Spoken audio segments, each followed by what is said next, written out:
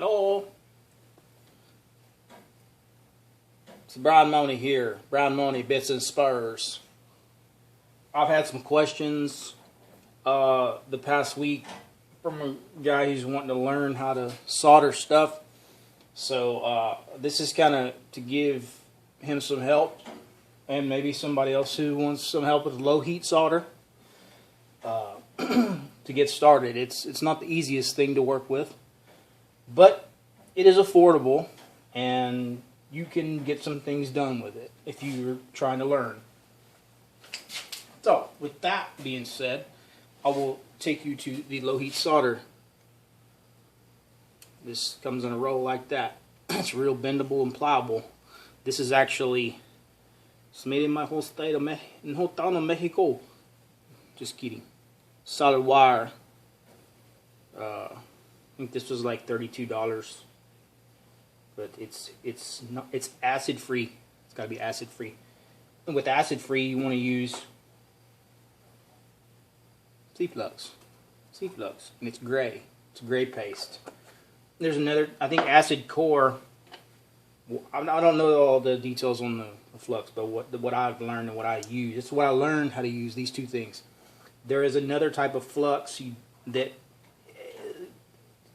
Dossie Cribs uses, and it's this type of flux, and it's more of a paste flux. That's more of a grease-looking flux, which is actually for electrical soldering. The grease flux is.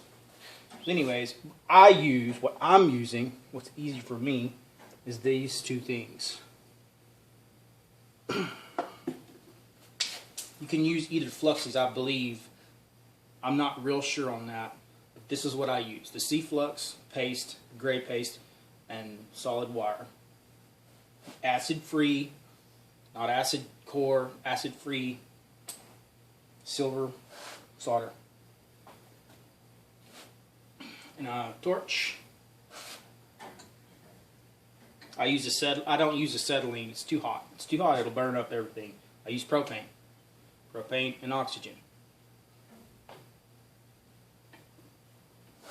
So I have a little vise mounted on the side of my table. With this process, I stick the torch in the vise and clamp it down, so when I light it, the flame is coming up.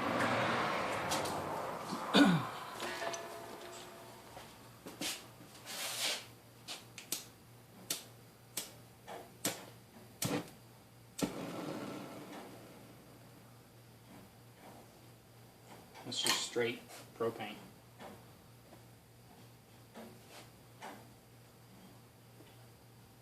I don't have a piece. I'm building these pair of spurs. I'm not putting low heat on them. I'm just showing the process of how I put the low heat on. I'm actually going to put high heat on, but I'm just going to show the difference. Basically, this is a low heat, 300 degrees. There's my flame. What I'm going to do now is I'm going to take this, I'm going to, with a brush, I'm going to paint the back of my silver piece. I'm going to paint one side, and then I'm going to take a pair of tweezers after it's on my fire brick. It's a fire brick. You can tin on top of your fire brick, but I prefer to pick my fluxed piece up and hold it by a little corner, and then with my flux on here, I hold it over the flame, right at the top of the flame where you can see it bubble up. It's gray. It'll clear up. It might turn black. That's getting too hot, and I'll just let it flow on here. Over that flame, and if I have a big puddle on there, I'll shake it off, just like that, and I drop my piece.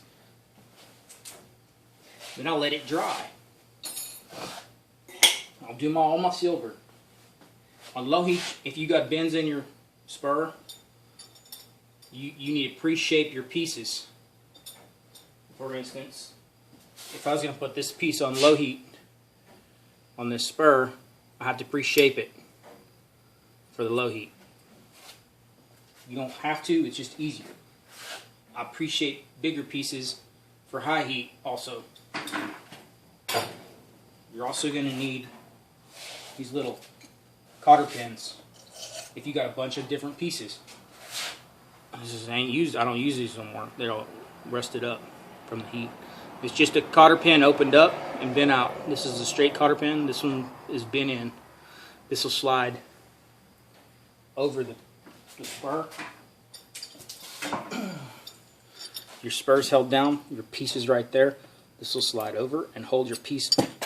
Dang it. This will hold your piece down. It'll hold your silver down. If you've got 3 or 4 pieces, it'll hold them down as you do each one. As you do each one. I got a water bottle. Just a water bottle I drilled some holes in to make a squirt bottle. Now I made a mess. That was stupid. That's it. As I put my piece on, wait, first, okay, back. Get all my solder on. Let it cool. Then I'm going to come back and I'm going to clean off. There's going to be residue from the flux and the solder together. I'm going to clean these pieces off and I'm going to dry them. Then I'm going to reflux again, the same stuff. I'm going to paint the solder back. And then I'm going to paint the spur where I'm going to put the pieces. I'm going to do the whole thing. Then I'm going to heat the spur up as I put my pieces on, and I hold them with hold my pieces of silver on with a pick as I hold them. As I'm applying heat underneath here. And as I see the silver come out, I get off of it. To cool that, I'll start at the corner with this water bottle, and I'll drip a little bit of water on there as it'll bubble up and it'll start basically welding, adhering that piece to the metal. And I'll keep going around. I'll be adding more flux on top of everything I'm doing. It's very messy. It's going to mess up your floor. You got to make sure you have all that stuff. But once one side's done, it's going to discolor your spur. It's going to be a bunch of mess. You can go to a wire wheel. You can go to a bead blaster. You can bead blast that off of there. I usually go to a wire wheel on that stuff. Get the excess off. It's real soft solder. It's soft. You can engrave it off, but you got to be careful when you hit the hard surface of your spur, because it will scar it if it's completely polished before you put everything on. I'll polish it high polish before I put everything on here, so I try to get all the scratches out and the blemishes out. That's for professionals. That's basically it. I don't know if I've left anything off. And from there you can scrub it in some simple green. I put mine in acid, not very long, but just enough. Then I dip it in the water, and then I'll dry it off, and then I'll go to the fine wire wheel, and I'll take all that back out to polish. This stuff will bleed over to your metal. If you stay on it long enough, it'll bleed into it. Just like high heat will bleed into it. Your metal, you can wire wheel that stuff right into your metal, kind of like a paint. And when you put a finish on it, unless you get on it when you go to polish it, or repolish it to blue it, or put any color on there, you can get on there with your polish wheels and get that mirror finish on there where it looks like you can't even see the silver versus the steel. It's that shiny, and that's what it's time to blue. But I don't really hot blue my spurs, just my buckles. Anyways, that's kind of it. That's as far as the same process. That was low heat. Nothing to it. It takes a lot of practice. Guy wanting to learn, I would start on buckles, little bitty buckles. It's the best way to learn. You could learn the basics of. That's where I learned first, is building little bitty headstall buckles and little bitty stuff. Because the smaller your pieces, you use your pick. I use a hand pick. This is a piece of tungsten welding rod in there. It don't bend. It don't break. It'll hold the heat. It'll be red hot. and solder will climb on there, and I can get that red hot and hit it, knock it right off. Other guys use different things.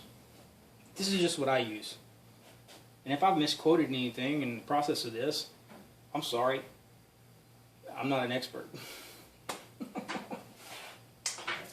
Just how I do it.